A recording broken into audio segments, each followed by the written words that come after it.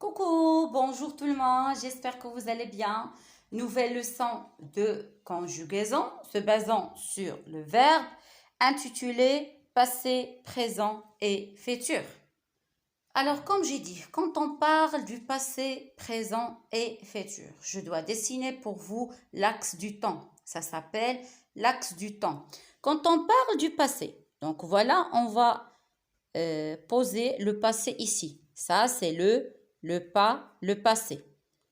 Le passé est un temps qui est déjà passé. C'est bon? Et vous avez ici le présent. Et après le présent, on trouve le futur ici.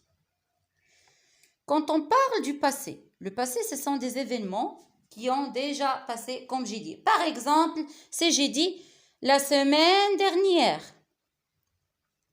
La semaine dernière. Alors, est-ce que la semaine dernière, c'est le passé, le présent ou bien le futur? Bien sûr, c'est le passé. Quand j'entends le mot dernier et dernière, ça indique le passé. On trouve aussi un indicateur. On les appelle, ce sont des indicateurs dans la phrase.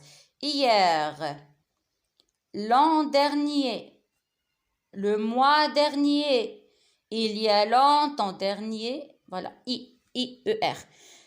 Il y a longtemps aussi. Il y a longtemps. On peut ajouter aussi il y a très longtemps. Jadis. On trouve jadis. Tous ces indicateurs-là, et il y en a d'autres. D'accord? Il y en a d'autres indicateurs du temps.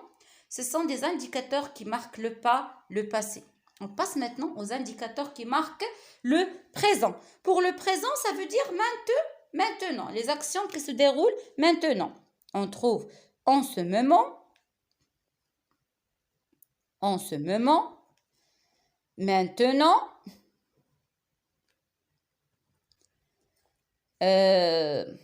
actuellement. Ce sont les indicateurs qu'on peut trouver dans la phrase et qui marquent le présent. Pour le futur, et aussi j'ajoute aujourd'hui. Voilà. Pour le futur, il y a aussi beaucoup. Je commence par les plus fréquents. Il y a demain. Il y a, ici, j'ai écrit la semaine dernière et ici, la semaine, qu'est-ce qu'on va dire? Prochaine, bravo. La semaine prochaine. Quand j'entends le mot prochain, prochaine, ça indique le futur. Par exemple, on peut écrire aussi dans 4 jours, dans un mois, dans une année, dans 4 jours par exemple. C'est bon? Donc, il y a beaucoup d'indicateurs du temps qui marquent le futur. Dans une phrase, par exemple, voilà une phrase. La semaine dernière,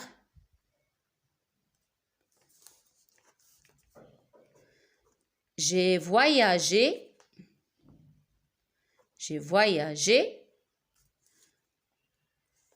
chez ma grand-mère. Bien, j'ai voyagé, oui, chez ma grand-mère.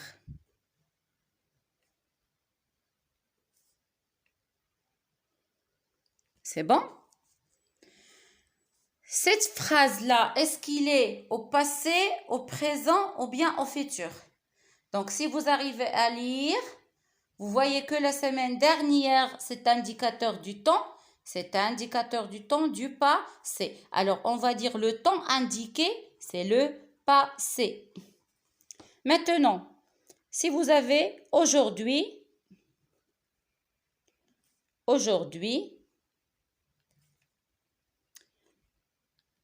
je travaille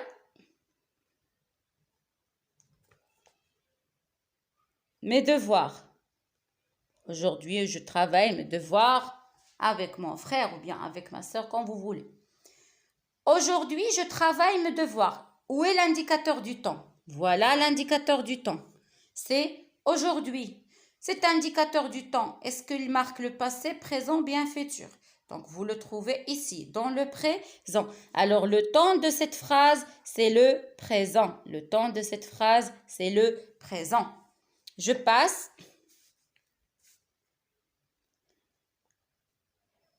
Je partirai demain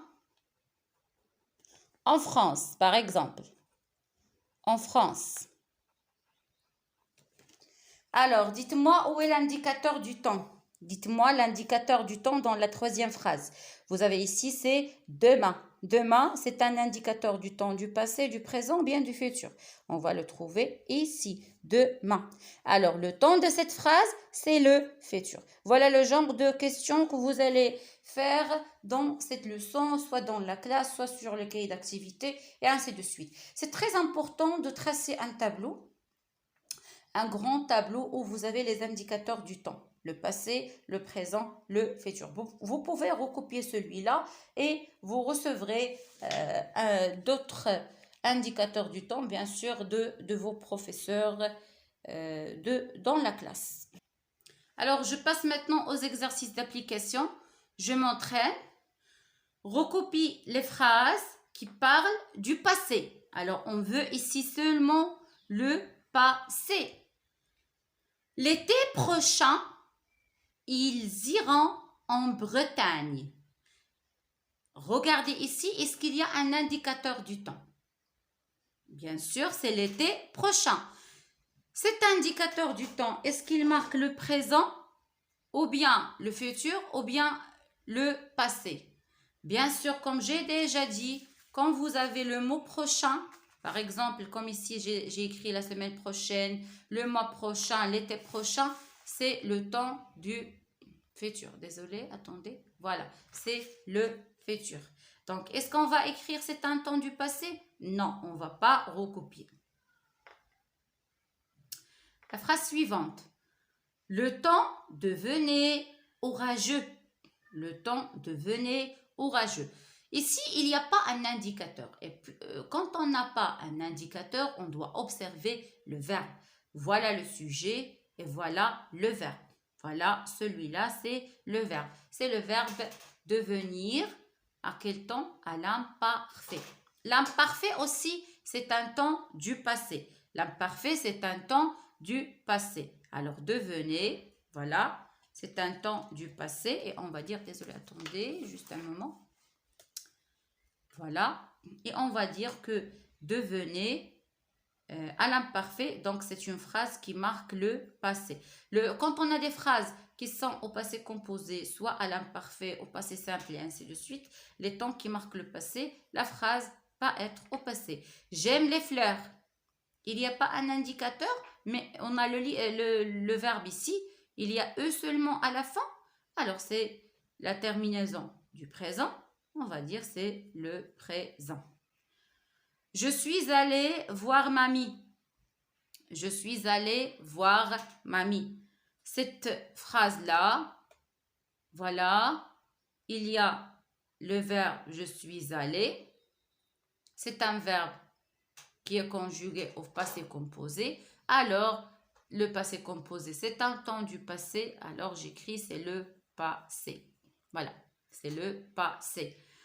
Recopie les phrases qui parlent du présent. Donc, la deuxième question. Nous partirons dans 5 minutes. J'ai déjà écrit ici, quand vous avez dans 5 minutes, dans 3 jours et ainsi de suite. Et je partirai aussi le verbe conjugué au futur. Et il y a l'indicateur dans 5 minutes. Donc, c'est le futur et ce n'est pas le présent. Vous êtes allé au cinéma. On a le passé composé, vous êtes allé. Alors, il indique le passé. Je range ma chambre. Le verbe, c'est range. Et on a E. C'est le présent. Voilà la phrase qu'on va recopier. D'accord? Voilà la phrase qu'on va recopier. Je range ma chambre. Je suis en CE1. Je suis en CE1. Ici, il y a le verbe suis. C'est le verbe être. Il est conjugué au présent de l'indicatif. alors je peux dire que la phrase est au présent. Donc, il y a deux phrases qu'on va recopier, les deux dernières phrases. Voilà, donc l'exercice 1 et 2. Je passe maintenant à l'exercice 3. Le voilà.